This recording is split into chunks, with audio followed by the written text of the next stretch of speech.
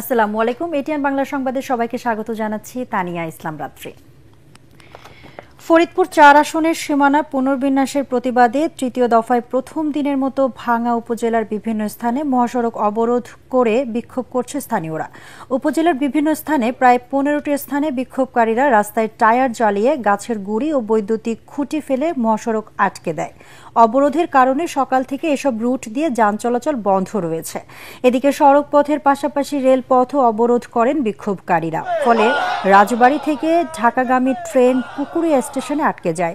এতে চরম দুর্ভোগে পড়েন যাত্রীরা। ফরিদপুর ৪ আসনের ভাঙ্গা উপজেলা থেকে আলগী ও হামিরদি ইউনিয়নকে বাদ দিয়ে ফরিদপুর ২ আসনে অন্তর্ভুক্তির প্রতিবাদে গত ৫ সেপ্টেম্বর থেকে দফায় দফায় অবরোধ কর্মসূচি পালন করে আসছেন স্থানীয়রা।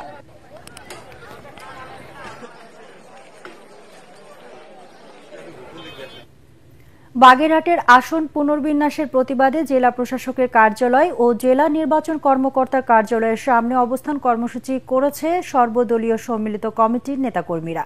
সকাল থেকে বৃষ্টি উপেক্ষা করে নেতাকর্মীরা জেলা প্রশাসকের কার্যালয়ের প্রধান ফটকে অবস্থান নেয়। পরে মিছিল নিয়ে জেলা নির্বাচন কর্মকর্তার কার্যালয়ের সামনে যায়। এ সময় জেলা নির্বাচন কর্মকর্তার কার্যালয়ের প্রধান ফটক বন্ধ করে দেন মিছিলকারীরা। তারা বাগেরহাটে ৪টি আসন বহাল রাখার দাবিতে নানা স্লোগান দিতে থাকেন। পরে জেলা প্রশাসকের কার্যালয়ের প্রধান ফটক ঘেরাও করেন।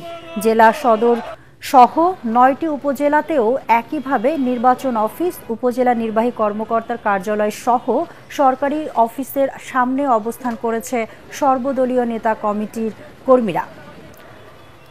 বিকেল পর্যন্ত অবস্থান কর্মসূচি চলবে বলে জানিয়েছেন আন্দোলনকারীরা। এতে বিএনপি, জামায়াতে ইসলামী সহ বিভিন্ন রাজনৈতিক ও সামাজিক সংগঠনের নেতাকর্মীরা অংশ নেন।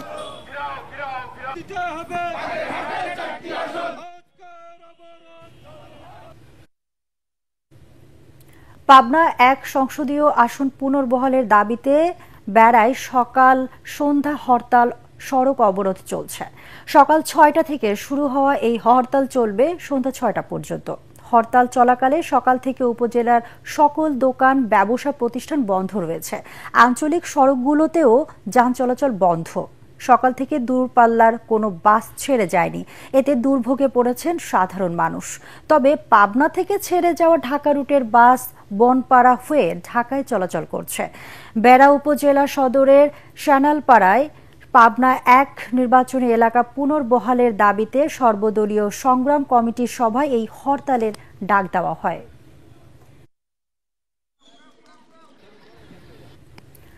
পল্লী কর্মসহায়ক ফাউন্ডেশন PKSF ভবন ২ উদ্বোধন করেছেন প্রধান উপদেষ্টা ডক্টর মোহাম্মদ ইউনূস। সকালে রাজধানীর আগারগাঁওয়ে ভবন উদ্বোধন করেন তিনি। অনুষ্ঠানে সরকারি ঊর্ধ্বতন কর্মকর্তা, উন্নয়ন সহযোগী সংস্থা এবং PKSF এর প্রতিনিধিরা উপস্থিত ছিলেন। নতুন ভবন উদ্বোধনের মাধ্যমে PKSF এর চলমান উন্নয়নমূলক কার্যক্রম আরও সম্প্রসারিত হবে এবং গবেষণা, প্রশিক্ষণ ও প্রশাসনিক কার্যক্রম পরিচালনায় আধুনিক সুযোগ সুবিধা নিশ্চিত হবে।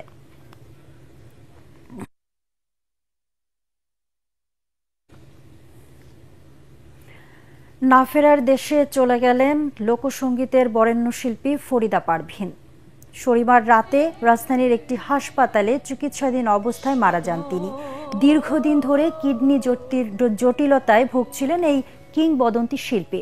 সর্বস্তরের শ্রদ্ধা নিবেদনের জন্য সকালে কেন্দ্রীয় শহীদ মিনারে নেওয়া হয়েছে ফরিদা পারভীনের মরদেহ। শ্রদ্ধা নিবেদন শেষে ঢাকা বিশ্ববিদ্যালয়ের কেন্দ্রীয় জামে মসজিদে তার প্রথম জানাজা অনুষ্ঠিত হবে। জানাজা শেষে ফরিদা পারভীনের মরদেহ কুষ্টিয়ায় তার বাবা মায়ের কবরের পাশে দাফন করা হবে। তার মৃত্যুতে শোক জানিয়েছেন প্রধান উপদেষ্টা ডক্টর মোহাম্মদ ইউনূস ও বিএনপির ভারপ্রাপ্ত চেয়ারম্যান তারেক রহমান।